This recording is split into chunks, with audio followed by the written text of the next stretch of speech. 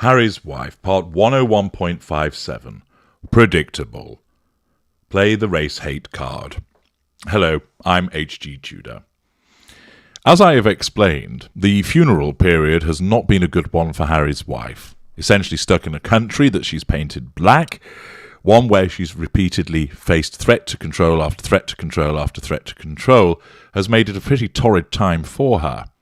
And as part of the need to assert control, she's largely had to do so from a position of withdrawal and no doubt complaining about things to the Prince of Pink Pancakes, who may not necessarily have been in the mood too much to accommodate her complaints, given the fact that he will undoubtedly be feeling guilty as a consequence of the fact that he didn't manage to speak to his grandmother before she died, and may well be reflecting on some of the behaviours that he is engaged in. But that's for something else. The fact is, Harry's wife has had a difficult time of it, and although she will have been able to assert control, because the narcissism always does that, the fact is that she needs to continue to, if you like, pick off the problems that have arisen from the last 10 to 14 days. I have explained elsewhere that for almost unseemly haste, which is to be expected by her narcissism, she is engaged in the process of trying to address the many repeated threats to control that have arisen as a consequence of the criticisms. And we have already seen, through the PR machinery, appearance in broadcast items, newspaper material, tackling the various complaints by suggesting that they were silly, that they're vindictive and pointless. And here comes another one, this time in Vogue.com, with an article by Raven Smith. It's an opinion piece headed, "Let's call the endless Harry's wife scrutiny what it is." Nothing quite signals the end of summer like a day-long televised state funeral. As the United Kingdom's monarch was laid to rest on Monday, there wasn't much to do but quietly observe. Proceedings felt poised and proper. The surviving royals managed their perfected stiff upper lips as they publicly grieved. Of course, everyone on the internet was talking about Harry's wife, which appears to be Twitter's resting state, despite Harry's wife's withdrawal from public British life after she and Prince Harry relinquished their senior royal duties. Harry's wife participated in funereal procedures, pitch perfectly, objectively fulfilling the ambient obligations of any attendee, wearing black, being respectful, not causing a scene.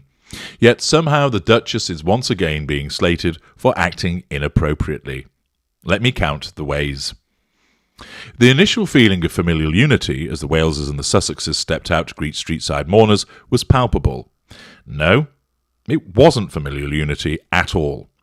A message of post-traumatic harmony between allegedly feuding brothers and wives. There's no allegedly about it. You can tell from the behaviours between them that their feud continues. And to suggest that it's alleged is quite simply nonsensical. Of family patching up differences in a time of loss. Yet this sense of calm quickly descended into online commotion when Harry's wife carried her own flowers. There we are. So immediately, the observations made about her narcissism in action and the way that she reacted to the gripping of the flowers is now trying to be undone through this piece. With an unreadable, almost blank face at the procession, Harry's wife was accused of disrespectfully smirking. Yet, of course, the video footage does show her smirking, and as all of you know, those of you that have operating brain cells, narcissists do smirk. Watch my video, The Narcissist Smirk, to understand more about that. And it's not an accusation, it's an observation. But again, that's attempting to tick off that criticism. Both Sussexes were criticised for holding hands as they walked into Westminster Hall, another attempt to tick that off.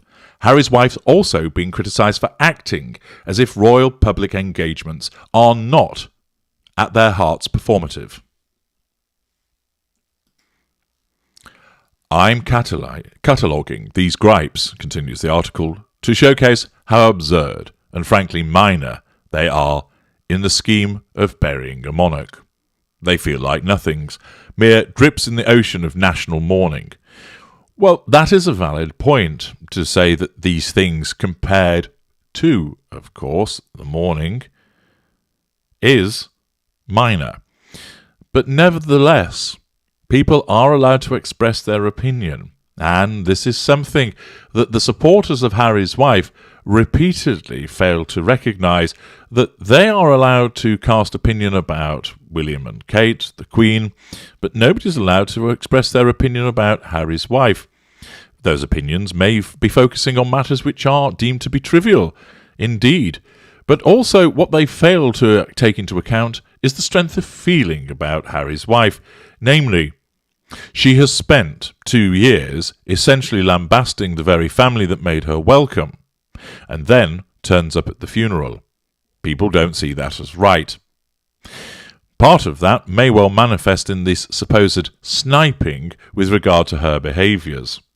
But also, people do see that her behaviour is inappropriate, and they may not, from their perspective, see it as trivial.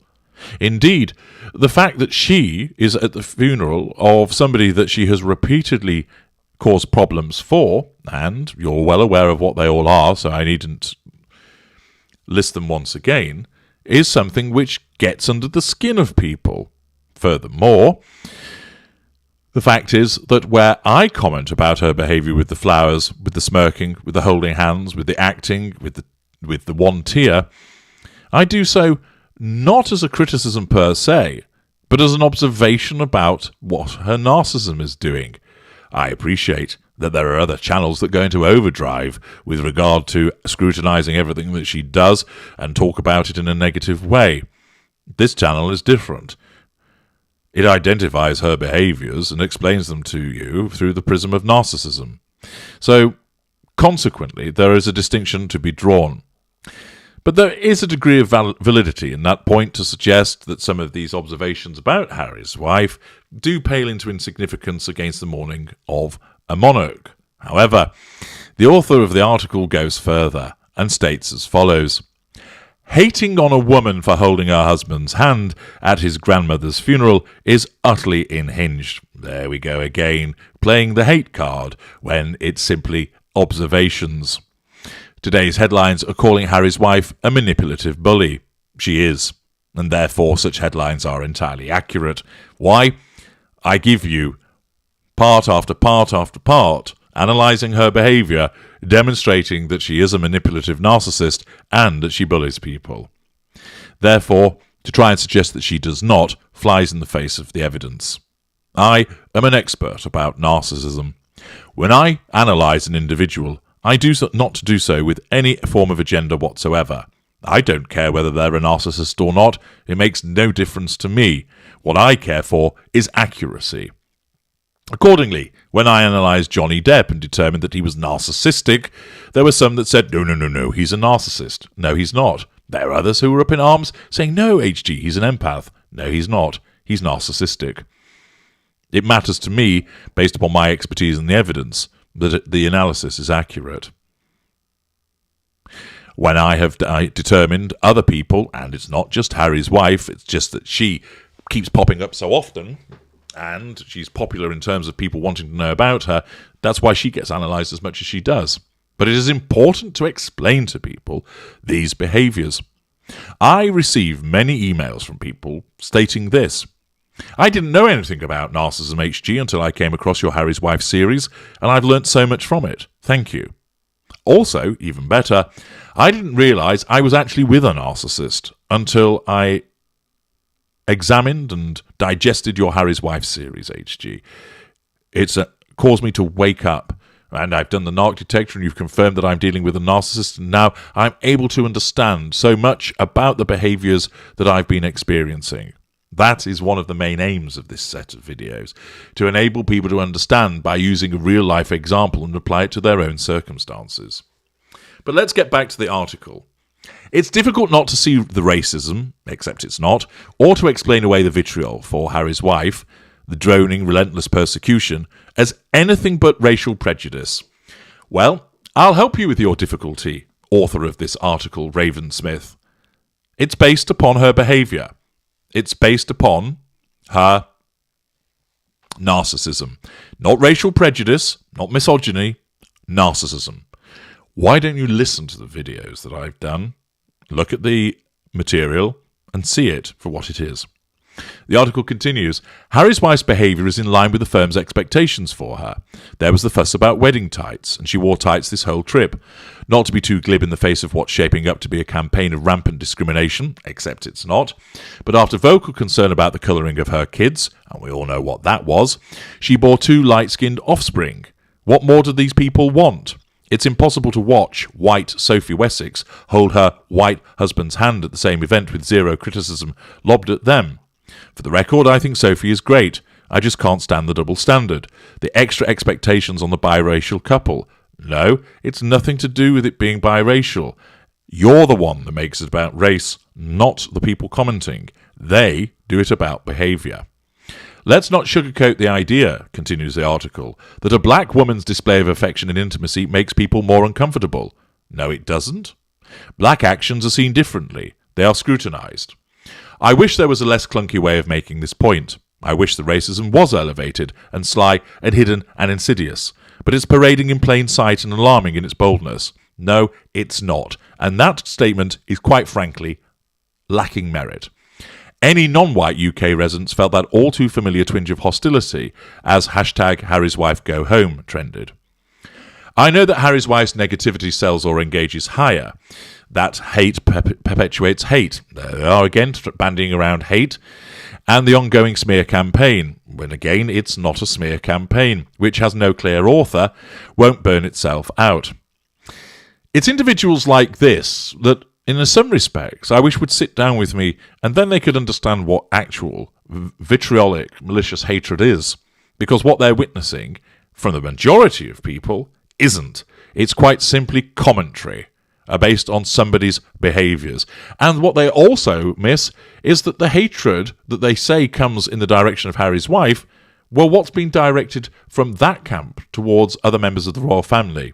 That, as ever, is conveniently overlooked. The article continues. I'm sure that becoming a duchess wasn't Harry's wife's first introduction to racism, that she's suffered more intimate and personal discriminations. According to her father, she hasn't.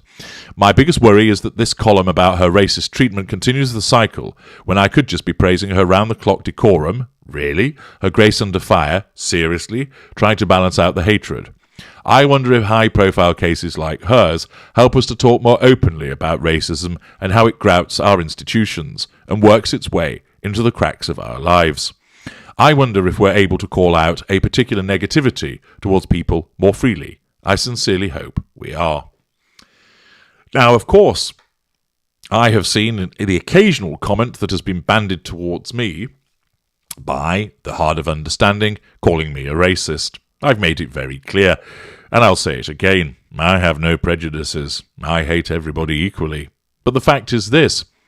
What's quite amusing is that these people accuse me of racism. For all they know, I could be black. You can't see me. You hear my voice. This is my voice, but what if I were using a voice changer to mask a particular type of voice? And these idiots lambast me for being racist, and they'd no idea whether I am or not. Or rather, they've no idea what my race is. They just make an assumption, don't they?